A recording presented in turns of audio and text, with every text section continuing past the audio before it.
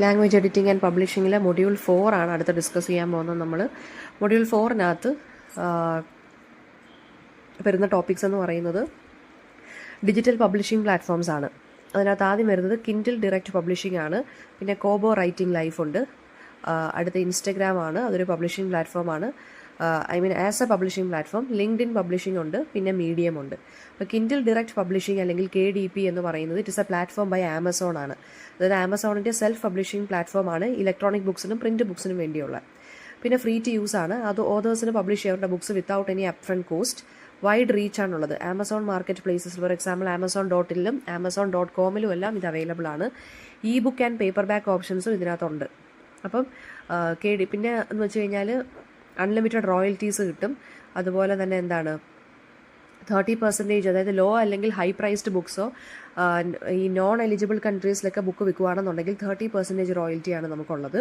Customise ചെയ്യാം book details ഒക്കെ. ഓതേഴ്സിന് ടൈറ്റിലും sub ടൈറ്റിലും കീവേഡ്സും കാറ്റഗറീസൊക്കെ ഓതേഴ്സിന് തന്നെ കൺട്രോൾ ചെയ്യാൻ പറ്റും. മൾട്ടിപ്പിൾ ലാംഗ്വേജസിൽ സപ്പോർട്ട് ചെയ്യാൻ പറ്റും. അതുപോലെ തന്നെ DocX, EPUB, PDF ഫോർമാറ്റിലൊക്കെ അപ്ലോഡ് ചെയ്യാം. നെക്സ്റ്റ് അടുത്തതെന്ന് വെച്ച് കഴിഞ്ഞാൽ ക്രിയേറ്റർ ടൂളൊക്കെ വെച്ചിട്ട് നമുക്ക് കവർ ഡിസൈനും കാര്യങ്ങളും ഒക്കെ ചെയ്യാൻ പറ്റും. പ്രൊഫഷണൽ ലുക്കിംഗ് ആക്കി മാറ്റാൻ പറ്റും. ഓതേഴ്സാണ് ശരിക്കും പറഞ്ഞാൽ പ്രൊഫൈൽ അല്ലെങ്കിൽ ബുക്ക് ലിസ്റ്റിംഗ് ഒക്കെ മാനേജ് ചെയ്യുന്നതും. പിന്നെ ബുക്സ് എന്ന് പറയുന്നത് ഓർഡർ ചെയ്യുമ്പോൾ മാത്രമേ ഉള്ളൂ നമ്മൾ പ്രിൻറ്റ് ചെയ്യുന്നത്, അല്ലേ? അപ്പം ഇതിനകത്താണെന്നുണ്ടെങ്കിൽ അല്ലാതെ തന്നെ നമുക്കങ്ങ് ഇട്ടേക്കാം. ഓക്കെ. പിന്നെന്ന് വെച്ച് കഴിഞ്ഞാൽ ISBN നമ്പേഴ്സ് ഉണ്ട് ഇതിന്. പിന്നെ ഇതിൻ്റെ തന്നെ കിൻഡിലിൻ്റെ തന്നെ സബ്സ്ക്രൈബേഴ്സിന് ഈ ബുക്കെല്ലാം അവൈലബിൾ ആയിട്ട് കിട്ടും. ഇതിന് ISBN വേണ്ടി വേറെ കോസ്റ്റ് ഒന്നുമില്ല. പ്രൊഫഷണൽ എഡിറ്റിംഗ് ഇതിന് മാൻഡേറ്ററി അല്ല, പക്ഷേ ഇറ്റ് ഇസ് ഹൈലി റെക്കമെൻഡഡ് ആണ്. ഓതേഴ്സിന് ശരിക്കും പറഞ്ഞാൽ ഫ്രീ അല്ലെങ്കിൽ ഡിസ്കൗണ്ടഡ് പ്രൈസിങ് പീരീഡ്സ് ഒക്കെ വെക്കാം ഓരോ സമയത്തൊക്കെ. പിന്നെ for example the subtle art of not giving a fuck എന്നുള്ളൊരു ബുക്കുണ്ടല്ലോ, അതൊരു self published blog book concept ആണ് സ്റ്റാർട്ട് ചെയ്തിരുന്നത്. അങ്ങനെ ആയിരുന്നു ഇത് ആദ്യമേ. പിന്നെ നമുക്ക് വേണമെന്നുണ്ടെങ്കിൽ ഗ്ലോബലി ഇത് ലൈബ്രറിയിൽ ഇത് ഡിസ്ട്രിബ്യൂട്ട് ചെയ്യാനും പറ്റും. ഓക്കെ. അടുത്തത് കോബോ റൈറ്റിംഗ് ലൈഫാണ്, അതായത് KWL. അത് റാക്കൂട്ടൻ കോബോ എന്ന് പറഞ്ഞൊരു പ്ലാറ്റ്ഫോമാണ്. ഇതൊരു സെൽഫ് പബ്ലിഷിംഗ് ടൂളാണ് അവരുടേത്. ഒരു ഗ്ലോബൽ ഇ ബുക്ക് റീറ്റെയിലറാണ്. 190 കൺട്രീസിൽ ഇവർ ഡിസ്ട്രിബ്യൂട്ട് ചെയ്യുന്നുണ്ട്. 70% റോയൽറ്റിയാണ് ബുക്സിനുള്ളത് കേട്ടോ. ഓതേഴ്സിനെ എവിടെ വെച്ച് വേണമെന്നുണ്ടെങ്കിലും പബ്ലിഷ് ചെയ്യാം. EPUB ഫോർമാറ്റിലാണ് ഇത് കൊടുക്കുന്നത്. PDF അല്ല, EPUB ഫോർമാറ്റാണ്. യൂസർ ഫ്രണ്ട്ലി ഡാഷ്ബോർഡാണുള്ളത്. ഫ്രീ പ്രൈസിങ്ങും ഉണ്ട്. ഓതേഴ്സിന് വേണമെന്നുണ്ടെങ്കിൽ അങ്ങനെയും കൊടുക്കാം. കിൻഡിൽ പോലെ തന്നെയാണ്, അൺലിമിറ്റഡ് ആണ് സബ്സ്ക്രിപ്ഷനൊക്കെ.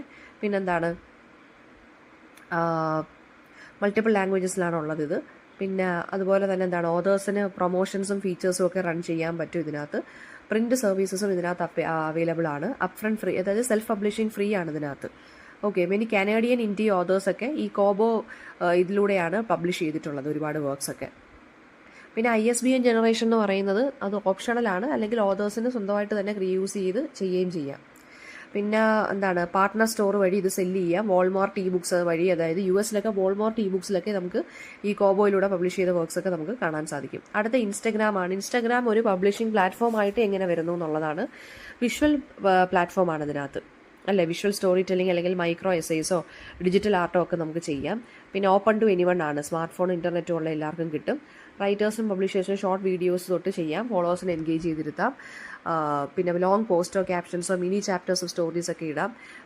മൈക്രോ പോയട്രിക്ക് നല്ലതാണിത്. അതായത് റൂബി കൗറിൻ്റെയൊക്കെ പോംസ് ഉണ്ടല്ലോ, അതൊക്കെ കുഞ്ഞു കുഞ്ഞു പോംസ് ഉണ്ടല്ലോ, അങ്ങനെയുള്ളവർക്കൊക്കെ നല്ലൊരു പ്ലാറ്റ്ഫോമാണ്. ലൈവ് സെഷൻസ് ഒക്കെ നടത്താം.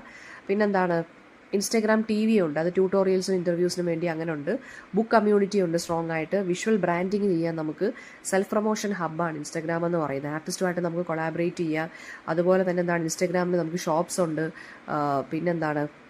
പോയട്രി ബ്രാൻഡൊക്കെ നമുക്ക് സ്റ്റാർട്ട് ചെയ്യാം. പിന്നെ ഇൻസ്റ്റൻ്റ് ആയിട്ട് നമുക്ക് ഫീഡ്ബാക്ക് കിട്ടും ഓഡിയൻസിൻ്റെ കയ്യിൽ നിന്ന്. ക്രോസ് പ്ലാറ്റ്ഫോം ഗ്രോത്ത് ഉണ്ട്. ഫേസ്ബുക്കിലും ത്രെഡിലും ഒക്കെ നമുക്ക് സിങ്ക് ചെയ്തിടാം, അല്ലേ? ആഡ്സും പ്രൊമോഷൻസും കിട്ടും.